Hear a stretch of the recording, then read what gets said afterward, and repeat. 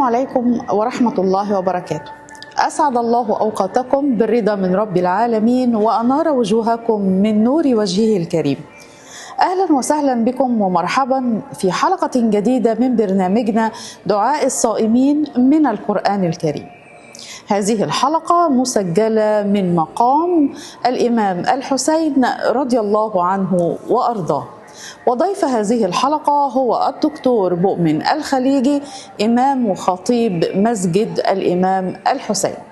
أهلا وسهلا بحضرتك يا دكتور. شرفتونا. رمضان كريم يا فندم. الله أكرم، ويا ربنا يتقبل منا ومنكم، ونسأل الله عز وجل أن يجعلنا من عتقائه من النار في هذا الشهر الكريم. اللهم أمين. اللهم أمين يا رب العالمين. بسم الله الرحمن الرحيم. ولله الأسماء الحسنى فادعوه بها.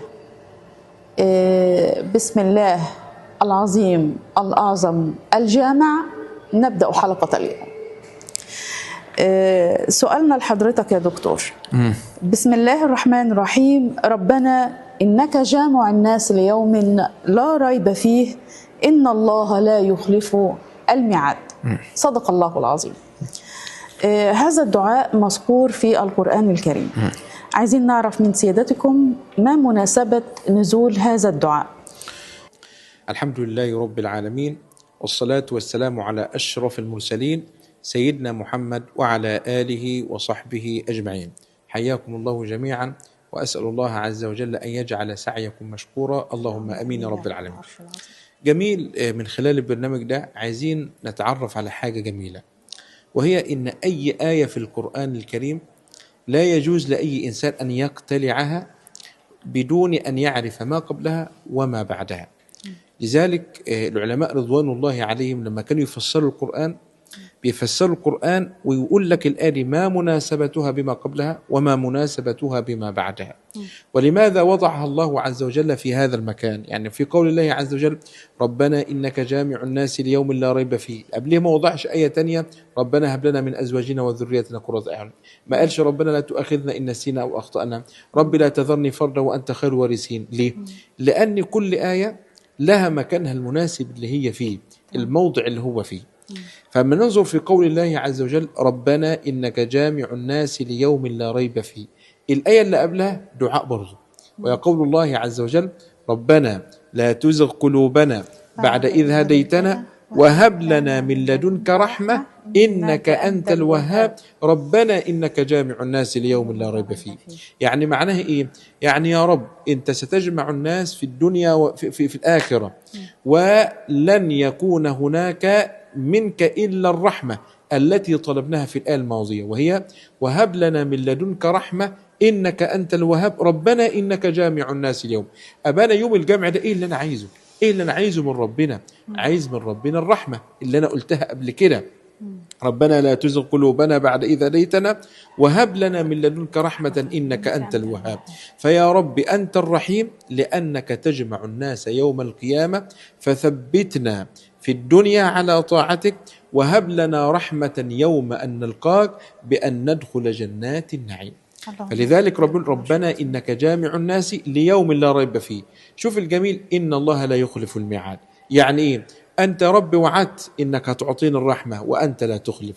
يا رب أنت وعدت ستعطيني العفو وأنت لا تخلف. يا رب أنت وعدت إن في يوم قيامة جاي وأنت لن تخلف. فيا ربي كما أنت لا تخلف موعد يوم القيامة فكذلك أنت صاحب العفو، أنت صاحب المغفرة، أنت صاحب الخير، أنت صاحب الإكرام، فأكرمنا جميعا في هذا اليوم وهو يوم القيامة.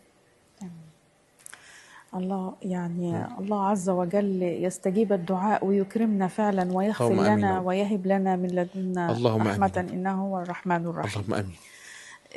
طيب، بما أننا برضو في هذا المقام الكريم والدعاء فيه مستجاب، أحب أن حضرتك تدعو وكلنا ندعو وراء حضرتك. حاضر.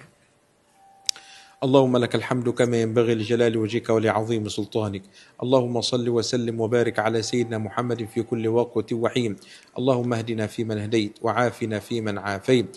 اللهم اغفر لنا ذنوبنا ويسر لنا أمورنا وبارك لنا في أرزاقنا وكفر عنا سيئاتنا وفرج كربنا وتول أمرنا وأحسن خلاصنا ووحد على الحق كلمتنا وألف بين قلوبنا واستر عوراتنا وآمن روعاتنا واهد شبابنا واستر نساءنا واحقن دماءنا واجبر خواطرنا واغفر لآبائنا وأمهاتنا واهد لنا أولادنا وعاف مبتلانا واشف مرضانا وارحم موتانا وأصلح لنا أحوالنا واحفظ بلادنا واختم لنا بالباقيات الصالحات أعمالنا واستجب لنا يا ربنا دعاءنا. ربنا آتنا في الدنيا حسنة وفي الآخرة حسنة وقنا عذاب النار. وآخر دعوانا أن الحمد لله رب العالمين، وصلى الله وسلم وبارك على سيدنا محمد وعلى آله وصحبه أجمعين، وجزاكم الله خيرا، وكل عام وأنتم بخير.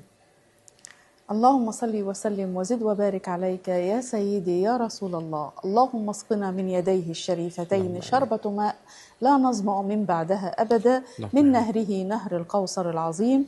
بسم الله الرحمن الرحيم. إنا أعطيناك الكوثر فصل لربك وانحر، إن شانئك هو الأبتر. بسم الله الرحمن الرحيم. إن الله ملائكته يصلون على النبي يا أيها الذين آمنوا صلوا عليه وسلموا تسليما. في نهاية الحلقة بنشكر الدكتور مؤمن الخليجي على هذه الحلقة الرائعة، ولعلها في ميزان حسناته. السلام عليكم ورحمة الله وبركاته.